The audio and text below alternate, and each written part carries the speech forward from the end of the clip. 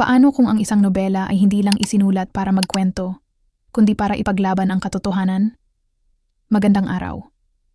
Ako si Teacher Min at sa video na ito ay ating tatalakayin ang kaligirang pangkasaysayan ng El Filibusterismo na isa sa mga pinakamahalagang nobelang isinulat ng ating pambansang bayani na si Dr. Jose Rizal.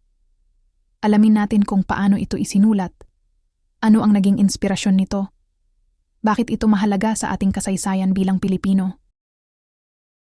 Handa na ba kayo? Tara, halina't ating tuklasin ang kaligirang pangkasaysayan ng El Filibusterismo. Ano ang El Filibusterismo? Ang El Filibusterismo ay ang ikalawang nobela ni Jose Rizal, kasunod ng Noli Me Tangere. Ito ay inilathala noong 1891 sa Ghent. Kung ang Noli ay naglantad ng sakit ng lipunan, ang El Fili naman ay mas madilim, mas mapanuri, at nagpapakita ng mas matinding damdamin laban sa mga mananakop. Ito ay sumasalamin sa galit, paghihiganti at revolusyon. Noong panahon ni Rizal, ang Pilipinas ay nasa ilalim ng pananakop ng mga Espanyol. Narito ang ilang kalagayan noon. Una, pang-aabuso ng mga prel. Malaki ang kapangyarihan ng simbahan. Inaabuso ang mga Pilipino. Ikalawa, kawalan ng katarungan. Hindi pantay ang pagtrato sa mga Pilipino.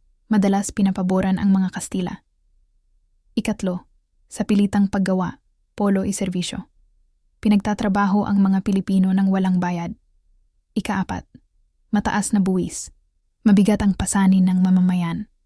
Dahil dito, namulat si Rizal sa katotohanang kailangang magkaroon ng pagbabago sa lipunan. Sinimulan ni Jose Rizal ang pagsulat ng El Filibusterismo noong siya ay nasa Europa. Ilan sa mahahalagang detalye. Sinimulan niya ito sa Calamba. Ipinagpatuloy sa London, Paris, at Madrid. Natapos at nailimbag noong 1891 sa Ghent. Sa kabila ng kahirapan, ipinagpatuloy niya ang pagsusulat upang maipahayag ang kanyang adhikain para sa bayan. Bakit isinulat ang nobelang El Filibusterismo? Ilantad ang katiwalian sa pamahalaan. Gisingin ang damdaming makabayan ng mga Pilipino. Ipakita ang epekto ng pang-aapi. Hikayatin ang pagbabago sa lipunan sa pamamagitan ng revolusyon. Sa nobelang ito, makikita natin ang pagbabagong anyo ni Crisostomo Ibarra bilang si Simoon, isang taong puno ng paghihigante. May mga pangyayaring nagbigay, inspirasyon kay Rizal. Inialay ni Rizal ang nobelang ito sa tatlong pari na binitay noong 1872 na sina Mariano Gomez Jose Burgos Jacinto Zamora. Sila ay kilala bilang Gomburza na binitay noong Execution of Gomburza, isang pangyayaring lalong nagmulat kay Rizal sa kalagayan ng bansa. Bakit sa kanila inialay? Inialay ni Rizal ang nobela sa kanila bilang pag-alala sa kanilang kabayanihan at sakripisyo.